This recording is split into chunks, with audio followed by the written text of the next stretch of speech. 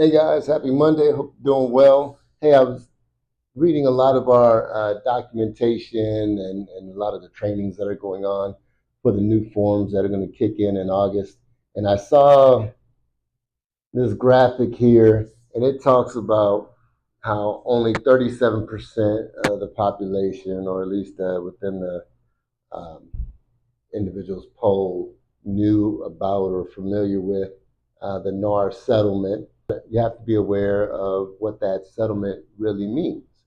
And based off of that diagram, there was another poll, and that one showed, based off of the NAR settlement, I guess the impact. 49% of people said, it's not going to have any impact. 27% said, oh yeah, we're more likely to use an agent. And then there was 24% who said they were less likely to use an agent. And so I guess, either A, for those individuals who are not likely to use an agent, why in the world? But then also for the larger portion of individuals who will be using an agent, just knowing, the aspects that come with it after August 17th.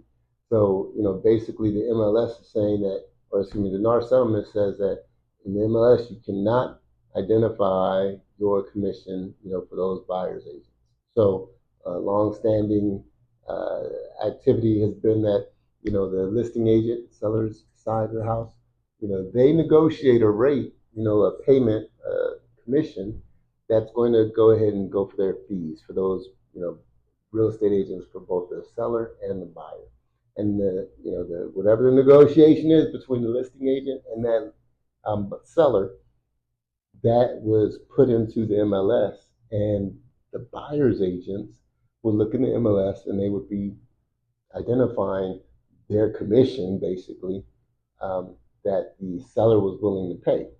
Now, the NAR settlement goes into, and I'm not trying to say which one's right or which one's wrong, who says this, who says that, but basically, like there was a opportunity for collusion maybe on, hey, here's what our rates are going to be, if they increase the sale of the price of the house, et cetera, we make more money. I'm not getting into all that.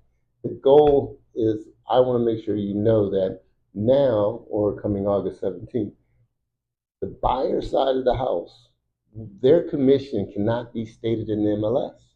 So that means that, and also the buyer's agents have to identify what their compensation is with the buyer. And so they have to have an agreement, if it's $500 or $5,000, $15,000, if it's flat fee, if it's based off of percentage of the sale of the house, which often, and I'm not saying standard, often percentages were based off the sale price of the home.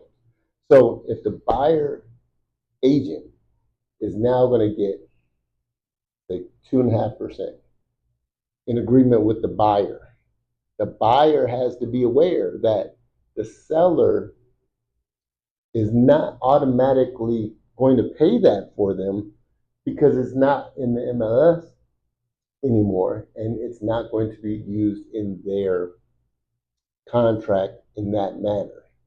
It's not saying that the seller cannot assist and pay those buyer fees or part of the buyer fees, but that has to be negotiated separately.